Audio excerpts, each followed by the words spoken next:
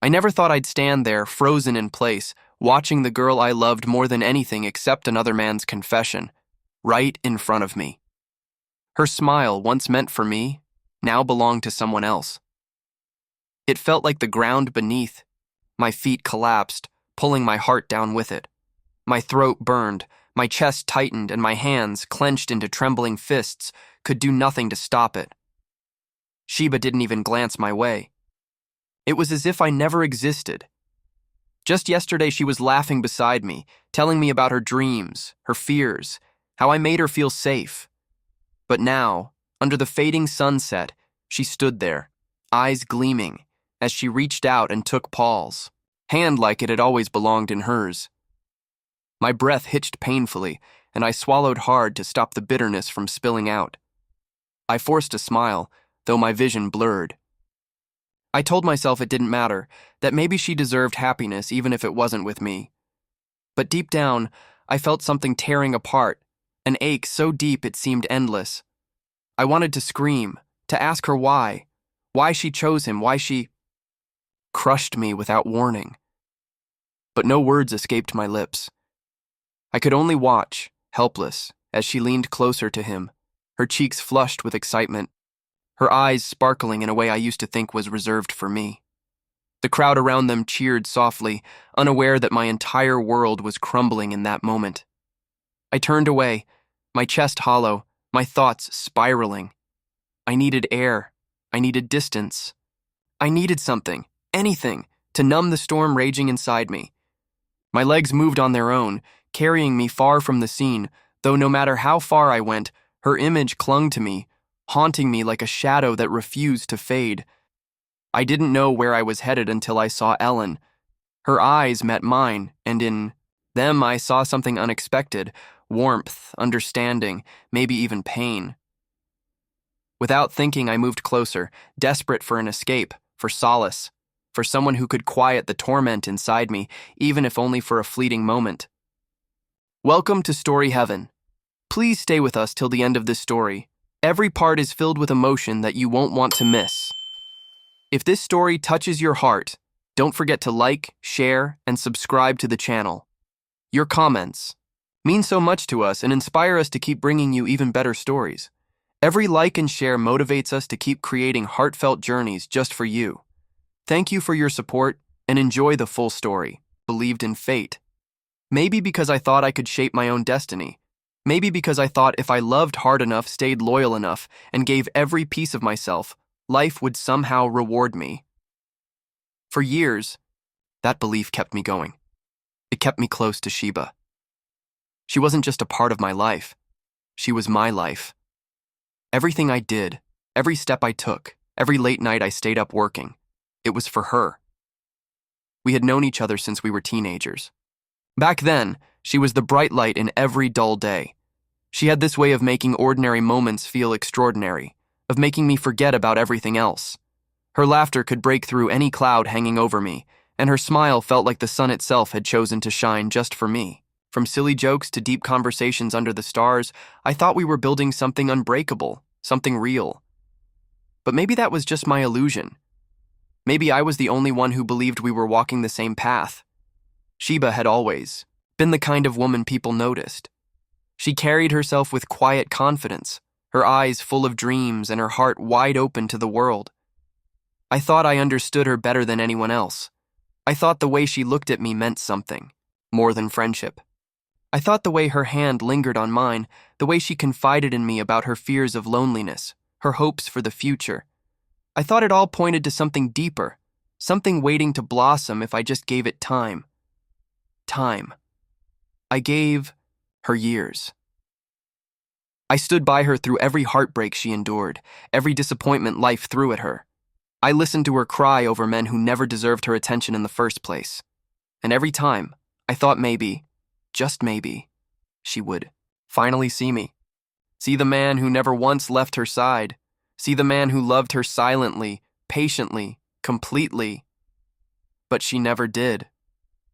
Or maybe she did, and chose to ignore it.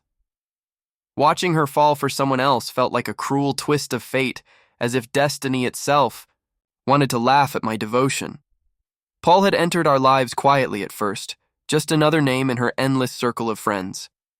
I noticed the way she laughed a little louder at his jokes, how her eyes softened when he spoke, how she seemed to find excuses to be around him more and more. I told myself it was nothing.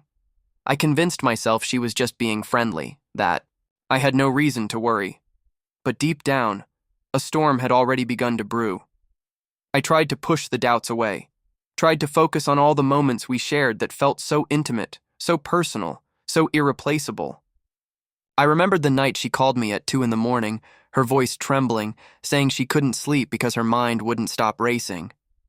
I stayed on the phone with her until the sun came up, my heart swelling with the hope that she turned to me in her moments of vulnerability.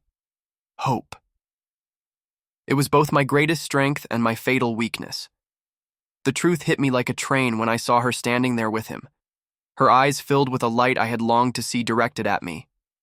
It was unbearable, yet I couldn't tear my eyes away. I wanted to believe that it wasn't real, that it was some terrible misunderstanding. But no matter how tightly I clung to denial, the reality unfolded right before me, merciless and cold. As I stood there, struggling to breathe, memories of our time together crashed over me like relentless waves. I thought of the countless hours we spent talking about our dreams, of the quiet walks beneath the city lights, of the way she once told me she felt safest when she was with me. All of it felt like a cruel joke now, a beautiful lie that kept me trapped in a dream that was never meant to come true. I wasn't just losing the woman I loved. I was losing the belief that my love had ever mattered to her at all. But even in that moment of despair, there was something I couldn't ignore. A flicker of something unexpected. As my eyes drifted away from Sheba and Paul, they met Ellen's. She had been there all along, a quiet presence in the background, someone I had always seen as Sheba's closest confidant. But now, her gaze held something I had never noticed before. It wasn't pity, it wasn't sympathy, it was understanding.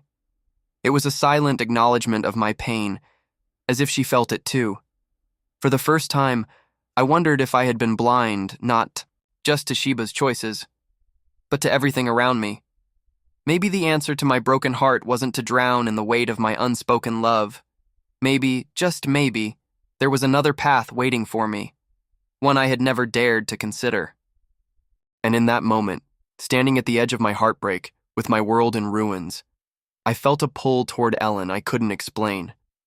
It wasn't the desperate grasp of a man seeking to forget. It was something deeper, something raw, something real. It happened so suddenly, yet in truth, the signs had been there all along. I had just been too foolish, too blind, too consumed by my hope in Sheba to see them for what they were. The day she accepted Paul's confession was the day my world, so carefully built around her, began to crumble without mercy. It started with a simple message from her. "Ronnie, can we talk?" The words looked innocent enough, but there was a strange weight to them. My heart had raced as I read them, torn between excitement and unease. I told myself she was finally ready to see me, finally ready to acknowledge what had always been between us. I even smiled to myself, foolishly believing this was the moment everything would change. When I met her at our usual spot beneath the old oak tree, the place we had shared countless memories, she was already there, waiting. She stood with her arms crossed, her gaze distant, almost hesitant. I searched her eyes for warmth, for familiarity, for even a flicker of the connection I had cherished so deeply. But all I saw was conflict, as though she were fighting a battle within herself. Then she spoke. Her voice was soft, almost apologetic, but the words cut sharper than any blade ever could.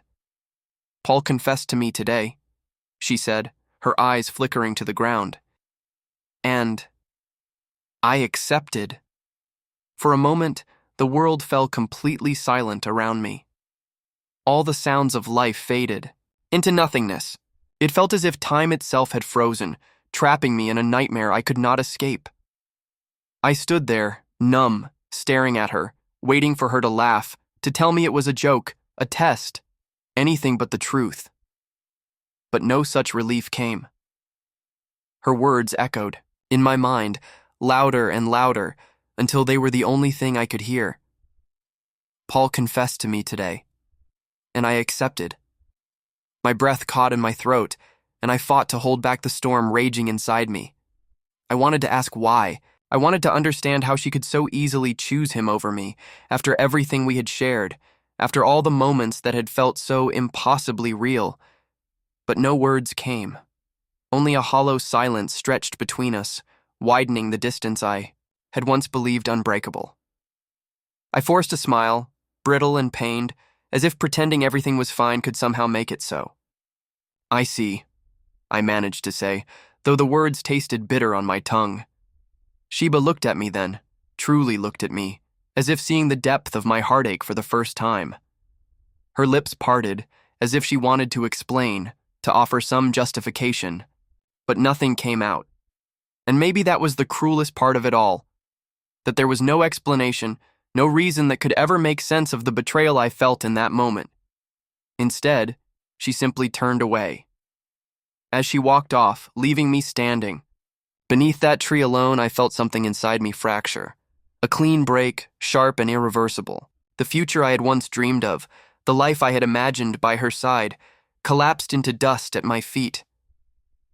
I don't remember how long I stood there, staring at the empty space where she had been. Minutes? Hours? It hardly mattered. Time had lost all meaning. All that remained was a hollow ache in my chest, a void where my heart had once been. When I finally gathered the strength to move, my steps felt heavy, as though I were carrying the weight of my shattered hopes with every stride. I wandered through the streets without destination, my mind replaying her words over and over, torturing me with their finality. And then, as if fate itself were not yet done mocking me, I saw them. There, across the street, beneath the warm glow of the setting sun, stood Sheba and Paul. He was holding her hand, his thumb gently brushing across her knuckles in a way that spoke of quiet intimacy. She looked up at him, her eyes bright with something that had once been mine to cherish. Admiration, affection, maybe even love. It was unbearable. But just as I turned away, unable to stomach the sight any longer, my gaze collided with Ellen's. She stood a short distance away, unnoticed by the two of them, her expression caught between sorrow and something else, something I couldn't quite name. There was no gloating in her eyes, no hidden satisfaction at my pain. Only quiet understanding, as though she felt every ounce of the agony twisting inside me. For the first time, I realized I wasn't as invisible as I had believed. Someone had seen me. Someone had noticed the silent devotion, the quiet sacrifices I had made for Sheba. Someone had watched my heart break, not from the outside looking in, but from a place of genuine empathy. I couldn't look away. Even as Sheba leaned closer to Paul, her laughter spilling into the air like cruel music, I found my gaze locked with Ellen's. There was a storm in her eyes, not of anger or jealousy, but of pain. Pain that mirrored my own. In that moment, something inside me shifted. Maybe it was the realization that I had given my heart to someone who never truly valued it. Maybe it was the understanding that no matter how deeply I loved Sheba, she had made her choice. Or maybe it was the undeniable pull toward Ellen, a pull I had ignored for far too long. Whatever it was, I felt the first spark of defiance ignite within me. Not the reckless kind born of anger, but the quiet kind. The kind that whispered of survival, of healing, of finding something real amidst the ruins of my shattered world. And as I turned away from Sheba and Paul, my chest still heavy with hurt, I carried that spark with me, letting it guide my steps into the unknown. The nights became unbearable. No matter how tightly I shut my eyes, I couldn't block out the images that haunted me. Sheba's voice, her laughter as she stood beside Paul, rang endlessly in my ears like a cruel melody I could never escape. Even in sleep, she found a way to torment me, slipping into my dreams as if to remind me that my heart was no longer hers to hold. I tried to convince myself that I was fine, that her choice hadn't shattered me as completely as it felt. But every time my mind wandered, it drifted back to her, To the way she used to smile when we talked about our future, to the soft moments we had shared, the ones that felt so real, so irreplaceable. Now they felt like distant echoes, shadows of a past that mocked me at every turn. Worse still, there was a part of me that refused to let go.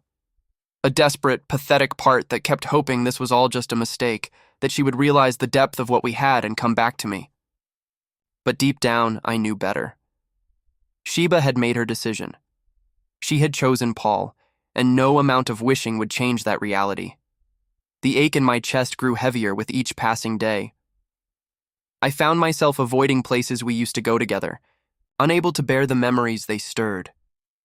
Even the smallest reminders felt like salt in an open wound. A song on the radio, a familiar scent in the air, a passing stranger with her silhouette. They all pulled me deeper into the abyss of my own sorrow. Yet, amidst the suffocating pain, there was something else brewing inside me. A slow, simmering anger, not at Sheba, and not even at Paul, but at myself. I hated the way I had allowed my happiness to depend entirely on someone else. I despised the weakness that had taken root in my heart, the way I had clung so tightly to a love that was never truly mine to keep. I started questioning everything. Had I ever really known her? Or had I simply fallen in love with the version of her I wanted to believe in? Every glance, every word, every shared moment felt tainted now, as though they had all been part of a cruel illusion. I replayed them over and over in my mind, searching for signs, for clues that I had missed. But no matter how hard I looked, I found no comfort, only deeper confusion. And then there was Ellen. She kept appearing at the edges of my sorrow, like a quiet shadow refusing to be ignored. I would catch glimpses of her in the corridors, in the quiet corners of my day, always, watching with that same gentle sadness in her eyes. She never spoke of Sheba or Paul, never offered empty words of comfort. Instead, she simply existed, a silent witness to my unraveling. But her presence, as quiet as it was, began to anchor me in ways I didn't expect. There was a moment, one evening, when the weight of my heartbreak felt unbearable, that I found myself, seated on a park bench, staring blankly at the horizon as the sky bled into twilight. My mind was a storm of regret and sorrow, and I felt as though I were drowning in it. Ellen appeared beside me without a word. For a long time we sat in silence, the kind of silence that stretched heavy and thick between two people who didn't need to speak to understand each other's pain. I didn't know what she saw when she looked at me, but her eyes held no pity, only understanding. It was a small mercy in a world that had offered me none. Finally she spoke, her voice quiet but steady. "You don't have to pretend," she said. "Not with me." Her words unraveled something inside me, something tightly coiled and aching to break free. Without meaning to, I felt my defenses crack, my carefully constructed facade beginning to crumble under the weight of my sorrow. Didn't respond, couldn't trust my voice not to betray the storm churning within me. But Ellen didn't push. She simply sat there, her presence a quiet reassurance that I wasn't as alone as I felt. And in that fragile moment, a small thread of warmth found its way into the cold void of my chest. It wasn't love, not yet. It wasn't even hope. It was something far more basic, far more human. It was the simple, aching relief of being seen. Days passed, and the ache remained, stubborn and relentless. But every time I found myself slipping too deep into the well of my own despair, Ellen was there, steady as a heartbeat. She never tried to mend what had been broken, never offered promises she couldn't keep. Instead, she gave me something far more valuable, her quiet, unwavering presence. And slowly, almost imperceptibly, I began to breathe again. The pain didn't vanish. It still gripped me in quiet moments, still crept into my thoughts when I least expected it. But with Ellen near, it felt less suffocating, less absolute. I started to understand that while Sheba's betrayal had carved a deep wound in my heart, it didn't have to define me. I wasn't bound to remain a prisoner of my past. Ellen never said it aloud, but her actions spoke volumes. in her gentle company. I felt the first fragile stirrings of something I thought I had lost forever. Not love, not yet, but the possibility of it, the possibility of healing, of finding solace in places I had never thought to look. And as I sat beside her in the quiet of fading days, watching the sky stretch wide and open above us, I realized something that took me by surprise. The story of my heart wasn't over yet. It happened when I least expected it, just as I had started believing I could hold my pain at bay. Life has a way of testing the fragile walls we build around our hearts, and mine was no exception. I thought I had begun to understand the depth of my loss, thought I had learned to endure it quietly with Ellen's silent companionship beside me. But fate, it seemed, was not done unraveling my world. Word reached me through a friend, not through Sheba herself, not even through the careless whispers of those who once surrounded us, but through someone who had no reason to lie. Paul was planning something, not just a confession, not just a fleeting romance. He was preparing to propose to Sheba, and the news hit me like a blade to the chest. It wasn't jealousy that burned through me in that moment. It was something colder, something sharper. It was the brutal confirmation of what I had tried. So hard not to believe.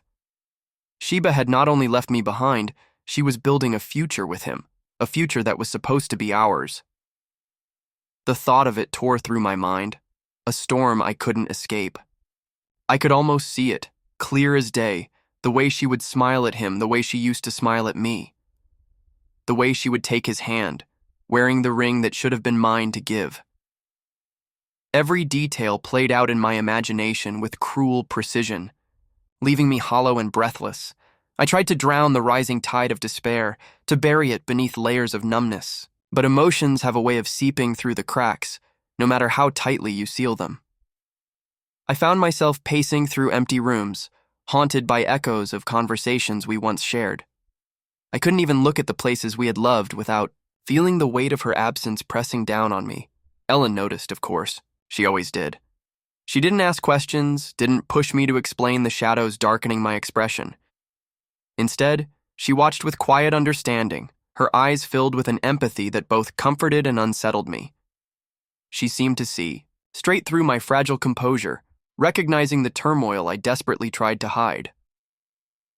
One evening, as we sat beneath the fading light of dusk, she spoke in that calm, steady voice of hers.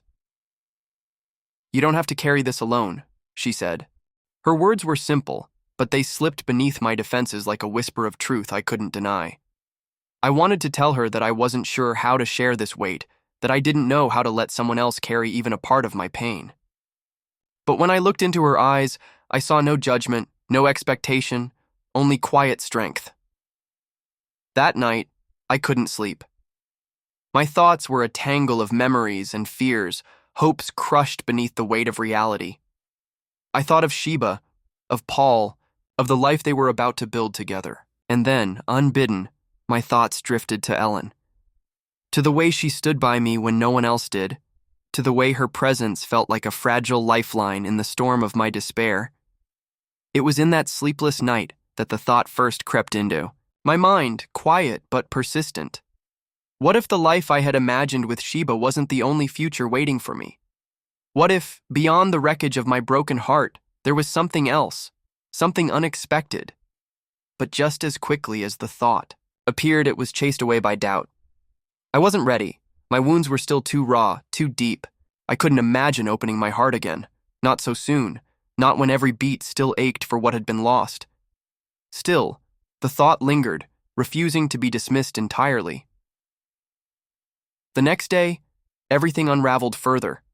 I saw them, Sheba and Paul, walking side by side in the marketplace, their hands intertwined as if the world around them had ceased to exist. Her eyes sparkled with the kind of happiness I hadn't seen in far too long, and it felt like a dagger twisting in my chest. But it wasn't just their closeness that shattered me. It was the undeniable reality of their bond, the way they looked at each other as if no one else mattered. In that moment, something inside me snapped. I turned away before they could see me, my heart pounding in my chest like a war drum. My hands trembled at my sides, fists clenched as if I could squeeze the pain away, but no amount of fury could dull the ache that consumed me. It was Ellen who found me afterward, my breath shallow, my chest tight with unspoken agony. She didn't say a word, didn't offer hollow reassurances. Instead, she placed her hand over mine, steadying the storm that raged within me, and for the first time, I let the weight of my sorrow slip from my shoulders, just enough to feel the faintest flicker of relief. It wasn't much, but it was enough to keep me standing. The moment I had dreaded yet strangely anticipated arrived in the quietest, most unassuming way. I thought it would come with thunder, with storms of accusations and defenses, but instead it crept upon me like a shadow slipping beneath a door, inevitable and suffocating. It was a gathering, something trivial in purpose, but monumental in consequence. A mutual friend's celebration, one that neither Sheba nor I could avoid without raising questions. I had considered staying away, finding some excuse to shield myself from the inevitable collision, but Ellen had gently encouraged me otherwise, her voice a soothing balm against my resistance. "You can't run forever," she said softly, her eyes steady on mine. "Face it, no matter how much it hurts." There was no malice in her words, only quiet strength, and perhaps a part of me, the part that still clung to fragments of dignity, knew she was right. So I went. The air felt heavier than usual, thick with unspoken tension as I stepped into the room. Laughter echoed around me, hollow and distant, as though I were underwater, watching a world I no longer belonged to. I saw them almost immediately, as if my heart had been trained to locate. Sheba no matter the crowd. She stood beside Paul, her hand resting lightly on his arm, her smile bright but too perfect, too rehearsed. For a moment, I wondered if she felt it too. That unnatural weight pressing down on us, squeezing the breath from our lungs. But if she did, she gave no sign of it. Her eyes danced over me briefly, a fleeting glance, too fleeting for someone who once claimed to love me beyond reason. I thought I had prepared myself for this, armored my heart against the inevitable pain, but nothing could have shielded me from the storm that followed. Paul raised his glass, his voice loud and clear, brimming with the confidence of a man who believed he had won. "I want to take this moment," he announced, "to share something special with all of you." The crowd quieted, eyes turning toward him with anticipation. My pulse quickened, my breath caught in my throat as dread curled its cold fingers around my chest. Paul turned to Sheba, his expression softening into something almost tender. "I've found the one person who makes my world complete," he continued, "and I can't imagine spending another day without her by my side." Gasps rippled through the crowd as he dropped to one knee, pulling a small velvet box from his pocket. Time seemed to slow, each heartbeat crashing against my ribs like a tidal wave. Sheba's eyes widened, a flicker of surprise crossing her features before she carefully composed herself.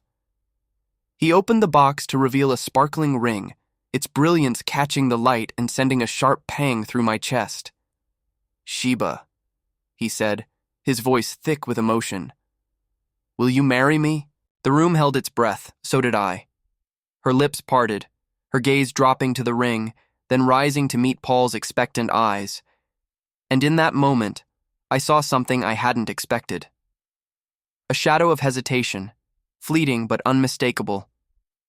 It passed, so quickly I almost believed I had imagined it, but it was there. Then she smiled, radiant and practiced, and gave her answer. "Yes," she whispered. Cheers erupted around us, applause filling the room as if the very walls celebrated their union. But beneath the noise, I felt the ground give way beneath my feet, a chasm opening wide and swallowing what remained of my fractured heart. I couldn't move, couldn't breathe. My eyes stung, though I refused to let the tears fall. Not here. Not now. Ellen appeared beside me like a lifeline in a stormy sea, her presence steadying me against the tide of devastation. She said nothing, but her hand brushed lightly against mine, a silent reminder that I was not entirely alone in my ruin. But before I could gather my scattered composure, Sheba's gaze found mine across the room. For the briefest instant, our eyes locked, and in that sliver of time, something unspoken passed between us. Regret, doubt, guilt, I couldn't tell. All I knew was that it sliced through me with merciless precision. I turned away, my jaw tight, my chest burning with 1,000 unshed words, but fate, cruel and relentless, was not yet finished with me. As the celebration carried on, as laughter and congratulations swirled around Sheba and Paul, I caught fragments of conversations that drifted through the air like poisoned arrows. They've been together for months now, ever since she left Ronnie. I heard she confided in Paul long before they made it official. Poor Ronnie. Must be tearing him apart inside. Each word, each careless remark, chipped away at the fragile armor I had built around my heart. But it wasn't the pity that wounded me most. It was the revelation hidden in their whispers. Sheba had turned to Paul even before she had ended things with me. The realization hit me with brutal clarity, stripping away any remaining illusions I clung to. She hadn't stumbled into Paul's arms in the aftermath of our breakup.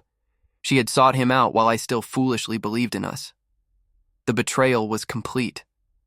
My breath came in shallow, ragged pulls as I struggled to contain the storm raging within me. I needed to escape, to find air beyond the suffocating walls of this room. But as I moved toward the exit, a voice called out behind me, halting my steps. "Ronnie." It was Sheba. I turned slowly, my expression unreadable, my heart a battlefield of emotions. She stood a few paces away, her features a delicate mask of composure.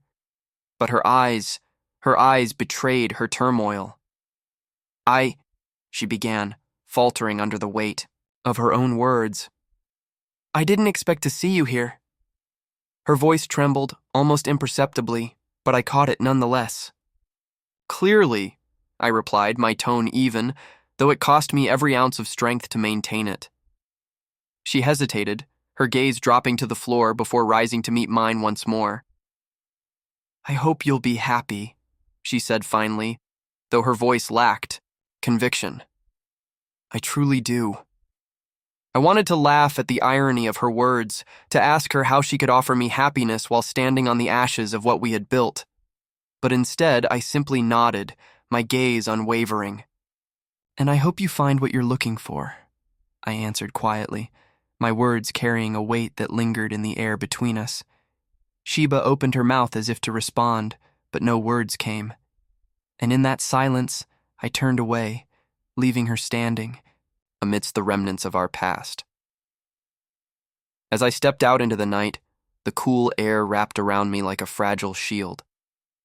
Ellen was there, waiting, her eyes filled with understanding, her presence a quiet anchor against the storm. Without a word, I took her hand.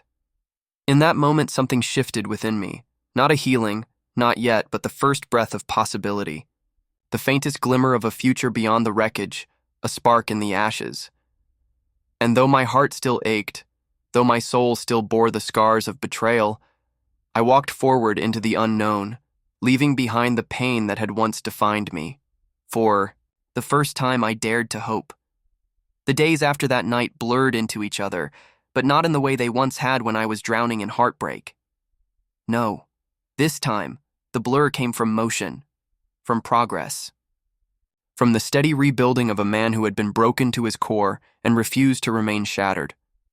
I poured my focus into every corner of my life, every ambition I had once shelved for the sake of Sheba's fleeting affection. The business I had set aside, the connections I had ignored, the opportunities I had postponed.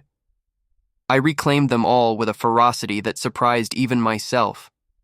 What had once been a life defined by quiet sacrifice became one of relentless pursuit. Ellen stood by me through every step. She never tried to fill Sheba's place in my heart. She was far too wise for that. Instead, she became something far more essential.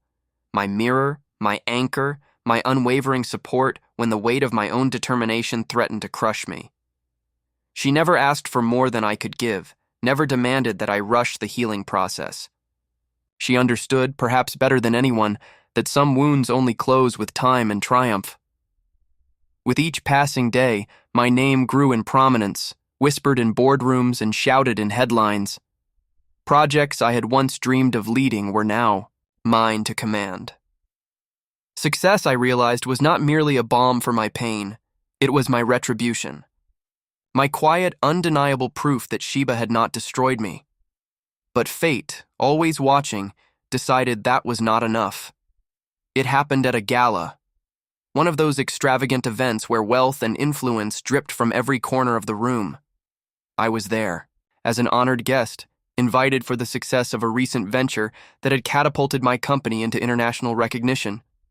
Ellen accompanied me, radiant yet grounded, her presence a quiet statement of her own resilience. As we navigated the sea of power brokers and socialites, a familiar voice, sweetly sharpened with feigned surprise, cut through the air. "Ronnie?" I turned, my gaze meeting Sheba's with the steady calm of a man who no longer trembled in her presence. She looked stunning, as always, draped in a gown that surely cost more than some earned in a year. Yet, beneath the shimmer of silk and diamonds, I saw it, the flicker of uncertainty in her eyes, the subtle strain in her smile. Paul was at her side, but his expression bore the wear of discontent. His eyes darted around the room, as if searching for approval that refused to come. The cracks in their perfect facade were widening, and Sheba, sharp as ever, knew it too. "I didn't expect to see you here," she continued, her tone light, but her gaze weighted with unspoken thoughts. "I could say the same," I replied smoothly, my posture relaxed, my voice devoid of the longing that once betrayed me. Her eyes flicked to Ellen, who stood gracefully at my side. I caught the brief tightening of Sheba's jaw, the way her gaze lingered a moment too long on the way Ellen's hand rested effortlessly on my arm. "You've come a long way," Sheba said finally, her voice softer, edged with something that almost sounded like regret. "I have," I agreed without hesitation, "and I'm not finished yet." Paul attempted a hollow laugh, but it died in his throat when I turned my attention fully to him. "Paul," I acknowledged, my tone civil but carrying an undertone sharp enough to draw blood. "I trust business is treating you well." His mouth twisted, a forced smirk playing at his lips. "Trying to keep up," he managed. But we both knew the truth. His ventures had faltered in the wake of mine, his ambitions paling in comparison to my rising empire. The very circles he once dominated were now mine to command, and no amount of bravado could mask his growing irrelevance. A server passed by with a tray of champagne, and I plucked a glass, raising it slightly in their direction. "To keeping up," I said pointedly. Sheba's eyes darkened just for a heartbeat, her composure faltering beneath the weight of her choices. Before they could respond, an announcement drew the room's attention. "Ladies and gentlemen," the host called, "please join me in congratulating the visionary of the year, whose groundbreaking achievements have set new standards in our industry, Mr. Ronnie." Applause erupted, and as I stepped forward to accept the recognition, I felt their stares burn into my back. Sheba's, tight with the sting of lost opportunity, and Paul's, bitter with envy. I accepted the award not as a trophy, but as a symbol. A quiet, thunderous declaration that I had not only survived their betrayal, but soared because of it. When the ceremony concluded, I found them lingering near the exit, as if unable to leave, without one final attempt at reclaiming what they had discarded. "Ronnie," Sheba called softly as I approached. I paused, meeting her gaze one last time. "I was wrong," she admitted, her voice laced with sincerity and sorrow. "About everything." Her confession, once something I would have died to hear, now landed with little more than a passing breeze against the fortress of my resolve. "I know," I replied simply. Paul shifted uncomfortably beside her, his silence a deafening admission of his own failure. "And, Ronnie," she continued, her eyes glistening as she stepped closer, "if there's even a part of you that still—" "There isn't," I cut in, my tone final, my words sharp and clean. "Not anymore." Her breath caught, and for a moment she looked as though the floor beneath her had vanished, leaving her adrift in a void of her own making. Without waiting for her to recover, I turned away, walking into the night with Ellen at my side. The cool air greeted me like an old friend, refreshing and liberating. As the distance between us and them grew, so too did the weight on my chest lift piece by piece. Ellen squeezed my hand gently, her eyes reflecting not pity, but pride. She had witnessed my fall, stood by me through the storm, and now she bore witness to my rise. "You did it," she said quietly. "We did it," I corrected, a small, genuine smile touching my lips for the first time in what felt like an eternity. As we stepped into the waiting car, the city lights stretched out before us like a canvas of endless possibilities, and as the doors closed behind us, sealing away the ghosts of our past, I felt something I had thought forever lost. Peace. Not the fragile peace of denial, but the sturdy, unshakable kind that comes from true closure. In the end, Sheba's choices had carved her path just as mine had carved mine. But while hers led to regret and hollow victories, mine led to rebirth, and I wouldn't trade it for anything, not even her.